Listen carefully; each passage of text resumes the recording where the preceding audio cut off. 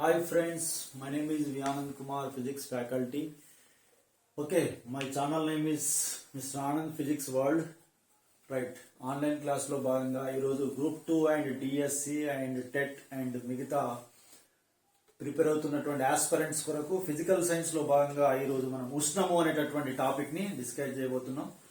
ఉష్ణము and కాంతి మరియు ధ్వని ఈ మూడు సందర్భాలు మీరు జనరల్ సైన్స్లో భాగంగా ప్రతి కాంపిటేటివ్ ఎగ్జామ్లో రిపీట్గా అడుగుతున్నటువంటి వెరీ వెరీ ఇంపార్టెంట్ చాప్టర్స్. దాంట్లో భాగంగా మొదటి చాప్టర్ అయినటువంటి ఉష్ణాన్ని గురించి ఈరోజు కొంత ప్రాథమిక సమాచారం తెలుసుకుందాం. Only for examination point of view.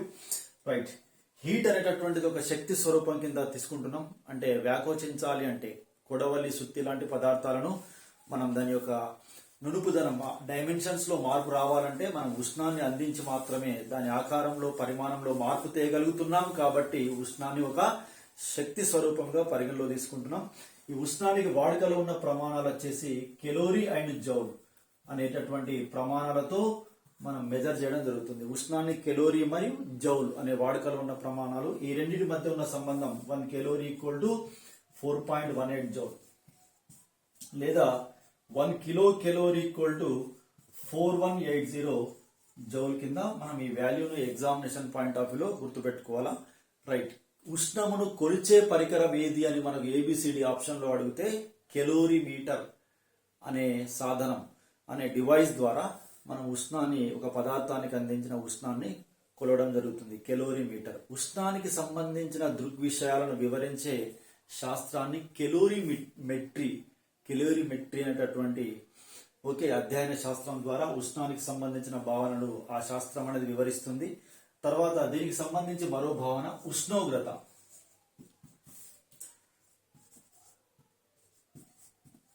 Temperature అంటున్నాం. ఒక పదార్థంలో అంతర్గతంగా దాగి ఉన్న ఉష్ణ శక్తిని ఉష్ణోగ్రత అంటున్నాం. ఉదాహరణకు 2 బౌల్లో ఒకటి వేడి చల్లనీరు కనుక ఉన్నట్లయితే మనం చేతులు అందులో ముంచినట్లయితే ఒకటి వేడిగా ఉన్నటువంటి భావన అనుభూతి పొందుతున్నాం, రెండవది చల్లటి అనుభూతిని పొందుతున్నాం. ఒక పదార్థంలో అంతర్గతంగా దాగి ఉన్నటువంటి ఉష్ణం యొక్క స్థితిని ఉష్ణోగ్రతగా మనం పేర్కొంటున్నాం. ఈ ఉష్ణోగ్రతను వాడుకలో మనం కొలిచే ప్రమాణాలు ఏంటి అంటే Celsius and Fahrenheit and kelvin. 3 రకాలైనటువంటి ప్రమాణాలను మనం వాడుకలో ఉపయోగిస్తున్నాం. C with Celsius, F means Fahrenheit, K means kelvin.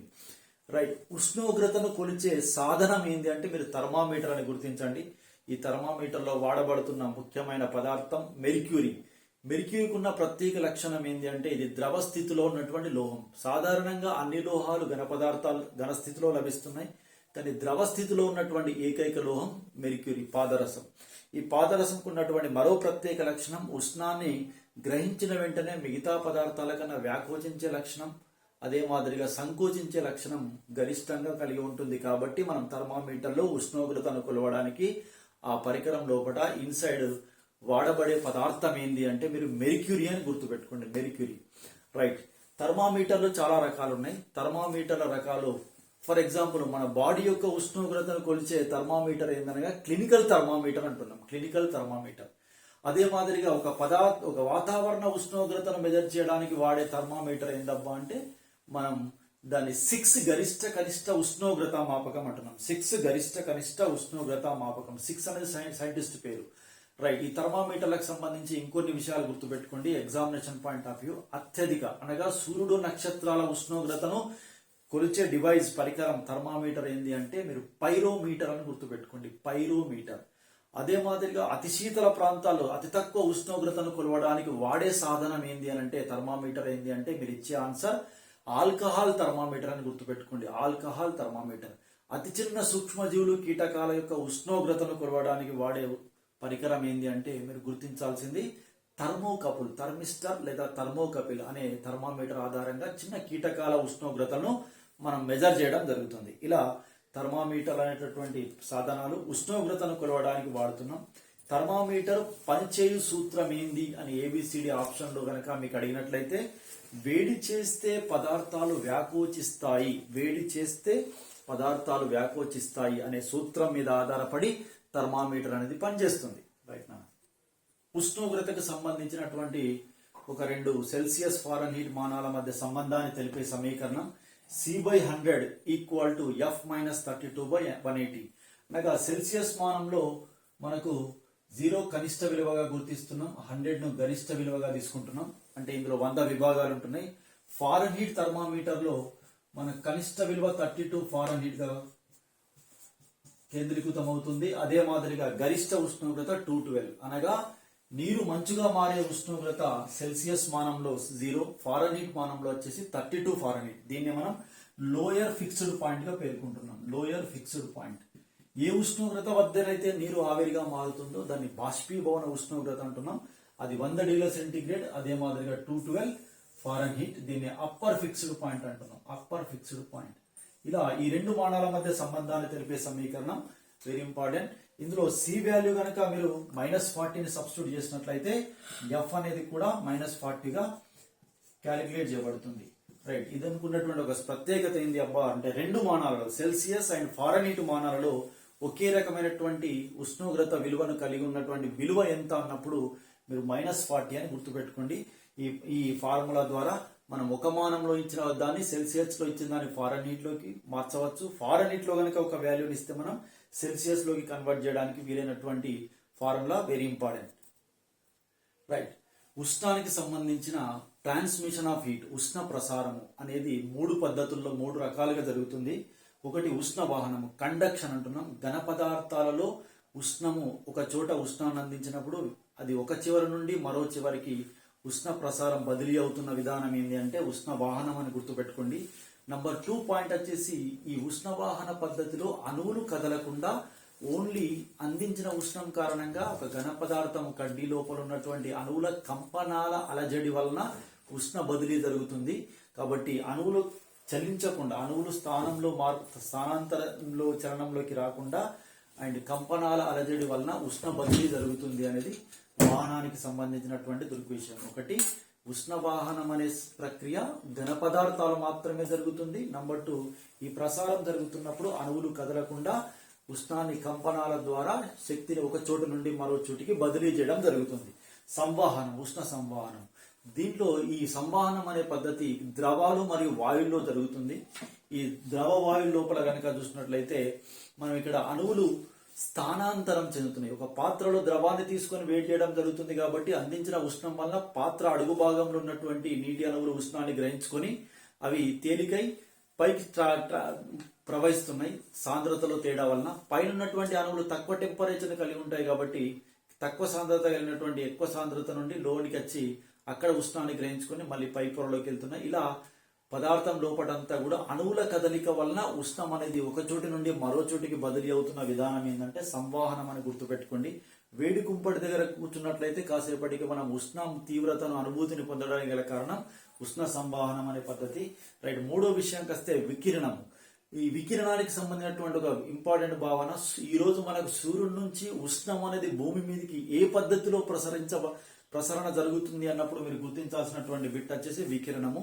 Number 2 యానకం అవసరం లేకుండా, అంటే సూర్యుడు మనకు అనంత దూరంలో ఉన్నాడు కాబట్టి అక్కడ ఉండేటటువంటి వాక్యూమ్ శూన్యం గుండా మళ్ళీ వాతావరణంలోకి ఉష్ణం బదిలీ అవుతుంది కాబట్టి ప్రసరిస్తుంది. కాబట్టి ఎలాంటి యానకం అవసరం లేకుండా ఉష్ణ ప్రసరణ జరిగే పద్ధతి ఏది అన్నప్పుడు మీరు వికిరణాన్ని గుర్తుపెట్టుకోండి.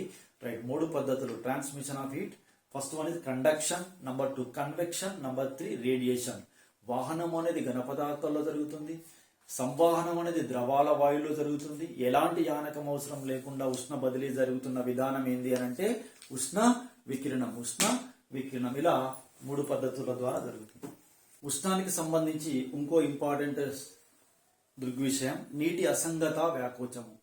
అన్ని పదార్థాలు, నీరే కాదు ద్రవ ఘన స్థితిలో ఏ పదార్థమైనా ఉష్ణాన్ని అందించినప్పుడు అది వ్యాకోచించే లక్షణాన్ని కలిగి ఉంటుంది. కానీ నీటికి సంబంధించినటువంటి ఒక వింత ప్రవర్తన, నీరు అనేది 0 డిగ్రీ సెంటీగ్రేడ్ నుంచి 4 డిగ్రీల సెంటీగ్రేడ్ వరకు ఉష్ణాన్ని పెంచడానికి మనం ప్రయత్నిస్తే అది వ్యాకోచానికి బదులుగా సంకోచించే ధర్మాన్ని కలిగి ఉంటుందట.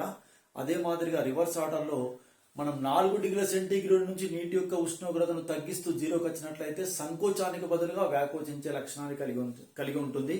నీటికి సంబంధించి ఈ వింత ధర్మాన్ని మనం నీటి అసంగత వ్యాకోచం అని పేర్కొంటున్నాం. అయితే మనకి ఇక్కడ అడుగుతున్నటువంటి ఒక సందర్భం ఏంటి అంటే సాంద్రతకు ఫార్ములా ఏంది?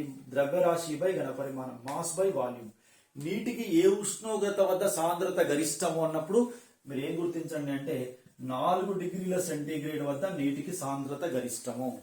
అదే మాదిరిగా ఇన్వర్స్లీ ప్రపోర్షనల్ కాబట్టి వాల్యూమ్ అనేది కనిష్టము. నీటికి 4 డిగ్రీల సెంటీగ్రేడ్ వద్ద సాంద్రత గరిష్టమైనప్పుడు ఘనపరిమాణం అనేది కనిష్టంగా ఉంటుంది. ఎందుకంటే రెండు ఒకదానికొకటి విలోమానుపాతంలో ఉన్నాయి కాబట్టి మీరు ఇక్కడ గుర్తుంచుకోవాల్సింది నీటికి ఏ ఉష్ణోగ్రత వద్ద సాంద్రత గరిష్టం అంటే 4 డిగ్రీ సెంటీగ్రేడ్. ఏ ఉష్ణోగ్రత వద్ద ఘనపరిమాణం కనిష్టం అన్నా కూడా మీరు ఆన్సర్లో గుర్తించాల్సింది 4 డిగ్రీ సెంటీగ్రేడ్. ఇది వింత ధర్మాన్ని నీటి అసంగత వ్యాకోచం అంటున్నాం. రైట్. ఉష్ణానికి సంబంధించిన చాప్టర్లో మరికొన్ని రెండు ఇంపార్టెంట్ ఏరియాస్ గుప్తోష్ణము అండ్ విశిష్టోష్ణము. గుప్తోష్ణము అనగా ఒక పదార్థంకి ఉష్ణాన్ని అందించినప్పుడు గుప్తంగా అందించిన ఉష్ణం అంతా కూడా దాని స్థితిలో మార్పు తేవడానికి యూజ్ అయితే దాన్ని గుప్తోష్ణం అంటాం. ఎలా మేము డిఫైన్ చేస్తున్నాం? ఒక స్థిర ఉష్ణోగ్రత వద్ద పదార్థాన్ని ఒక స్థితి నుండి మరో స్థితిలోనికి మారేంత వరకు అది గ్రహించే ఉష్ణ రాశిని అందించే ఉష్ణ రాశిని గుప్తోష్ణము అని అంటున్నాం. రైట్. దీనికి సంబంధించి రెండు విలువలు. మంచు ద్రవీభవన గుప్తోష్ణం. మంచు ద్రవీభవన గుప్తోష్ణం విలువ ఎంత అన్నప్పుడు మీరు 80 కెలోరీ బై గ్రామ్ అని గుర్తుపెట్టుకోండి. మంచు ద్రవీభవన ఉష్ణోగ్రత మంచు నీరుగా మారేంత వరకు అది తీసుకున్నటువంటి టెంపరేచర్ ఉష్ణం విలువ 80 క్యాలరీ. అదే మాదిరిగా నీటి బాష్పీభవన గుప్తోష్ణం అనగా 540 కెలోరీ బై గ్రామ్. ఈ రెండు విలువలు వెరీ ఇంపార్టెంట్. నీరు ఆవిరిగా మారేంత వరకు అది గ్రహించే ఉష్ణరాశి విలువ ఎంత అన్నప్పుడు 540 కెలోరీ బై గ్రామ్. గుప్తోష్ణానికి సంబంధించిన ఫార్ములా ఏంటంటే Q/M. ఆ ఉష్ణశక్తి బై ద్రవ్యరాశుల మధ్య నిష్పత్తిని మనం గుప్తోష్ణం అని అంటున్నాం. రైట్. ఈ రెండు విలువలు మంచు ద్రవీభవన గుప్తోష్ణం 80 కెలోరీ బై గ్రామ్. అదే మాదిరిగా నీటి బాష్పీభవన గుప్తోష్ణము 540 కెలోరీ బై గ్రామ్. ఇక రెండో సందర్భం విశిష్టోష్ణం. మనకు గత సందర్భాలు అడిగిన ప్రశ్న ఏంటి అంటే నీటికి ఈ క్రింది వాటిలో ఏ పదార్థానికి విశిష్టోష్ణం అనే లక్షణం గరిష్టంగా ఉంటుంది అన్నప్పుడు మీరు ఆన్సర్ నీరు అని ఆన్సర్ ఇవ్వాలి. What is mean by specific heat? Nothing but not total amount of body of mass, unit mass of the material. పదార్థం లోపల ఒక ఏకాంక ద్రవ్యరాశి యొక్క ఉష్ణోగ్రతను 1 డిగ్రీ సెంటీగ్రేడ్ పెంచడానికి కొరకు నువ్వు దానికి అందించే ఉష్ణరాశిని విశిష్టోష్ణం అని అంటున్నాం. రైట్. మీరు ABCD ఆప్షన్ లో గుర్తించుకున్నట్లయితే నీరు అనేది అధిక విశిష్టోష్ణాన్ని కలిగి ఉంటుంది. దాని విలువ ఎంత అంటే 1గా గుర్తుపెట్టుకోండి. మిగతా పదార్థాల యొక్క విశిష్టోష్ణ విలువలన్నీ కూడా 1 కన్నా తక్కువనే ఉంటున్నాయి. కాబట్టి అధిక గరిష్ట విశిష్టోష్ణం గల పదార్థం ఏంటన్నప్పుడు నీరును గుర్తించండి. ఈ రోజు జరిగినటువంటి స్మాల్ ఇంట్రడక్షన్ ఉష్ణంలో గత సంవత్సరాలు అడుగుతున్నటువంటి భావనలో మనం ఒకసారి రివిజన్ లోకి వెళ్దాం. రైట్. ఉష్ణానికి సంబంధించినటువంటి ప్రమాణాలు. ఈ చాప్టర్ లో మనం నేర్చుకున్నటువంటి వివిధ భౌతిక రాశులకు సంబంధించినటువంటి కొన్ని ప్రమాణాలకు సంబంధించి రివిజన్ చేసుకుందాం. ఉష్ణము అనే భౌతిక రాశిని కెలోరీ మరియు జౌల్ అనే రెండు పద్ధతుల ద్వారా మెజర్ చేస్తున్నాం. ఉష్ణోగ్రతను సెల్సియస్, ఫారెన్హీట్ అండ్ కెల్విన్. వాయువుల యొక్క ఉష్ణోగ్రతను ఈ క్రింది వాటిలో దేని ఆధారంగా మెజర్ చేస్తారన్నప్పుడు కెల్విన్ అని గుర్తుపెట్టుకోండి. రైట్. నెక్స్ట్ వచ్చేసి గుప్తోష్ణానికి ప్రమాణం వచ్చేసి కెలోరీ బై గ్రామ్. అదే మాదిరిగా విశిష్టోష్ణానికి ప్రమాణం వచ్చేసి calorie by gram into degree centigrade అని గుర్తుపెట్టుకోవాలా. రైట్. పరికరాలు తీసుకున్నట్లయితే ఉష్ణాన్ని కొలిచే పరికరం కెలోరీమీటర్, ఉష్ణోగ్రతను కొలిచే పరికరం థర్మామీటర్. ఈ థర్మామీటర్ లో వాడబడుతున్న మూలకం ఏంటంటే మెర్క్యూరీ. ఇది ద్రవ స్థితిలో ఉన్నటువంటి లోహం. రైట్. అదే మాదిరిగా నీటి అసంగత వ్యాకోచాన్ని కొలిచే పరికరం ఏంటన్నప్పుడు డైలటోమీటర్ అని గుర్తుపెట్టుకోండి. డైలటోమీటర్. ఈ పరికరాల్లో భాగంగా ఆల్రెడీ ఇంతకుముందు చెప్పినట్టుగా అత్యధిక ఉష్ణోగ్రతను సూర్యుడు నక్షత్రాల టెంపరేచర్ను కొలిచేటటువంటి పరికరం ఏందన్నప్పుడు పైరోమీటర్. అతి శీతల ఉష్ణోగ్రతను కొలిచే పరికరం ఏందన్నప్పుడు ఆల్కహాల్ థర్మామీటర్. చిన్న చిన్న కీటకాల ఉష్ణోగ్రతను కొలిచే పరికరం థర్మామీటర్ ఏందన్నప్పుడు మీరు ఇచ్చే ఆన్సర్ థర్మోకపుల్, థర్మిస్టర్. రైట్. విలువలు. రైట్. ఇక్కడ కెలోరీ జౌల్ల మధ్య సంబంధం ఒక ఇంపార్టెంట్ భావన. 1 కెలోరీ ఈక్వల్ టు 4.18 జౌల్ గా మనం రిమైండ్ ఇంతకుముందు డిస్కషన్ లో ఉన్నాం. రైట్. మంచు ద్రవీభవన గుప్తోష్ణం విలువ 80 కెలోరీ బై గ్రామ్. అదే విధంగా నీటి బాష్పీభవన గుప్తోష్ణం విలువ వచ్చేసి 540 calorie by gram. 540 calorie by gram. Right.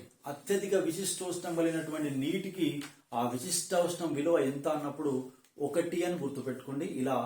ఇలా మనం ఈ చిన్న టాపిక్ లో ముఖ్యమైన భావనను డిస్కస్ చేయడం జరిగింది.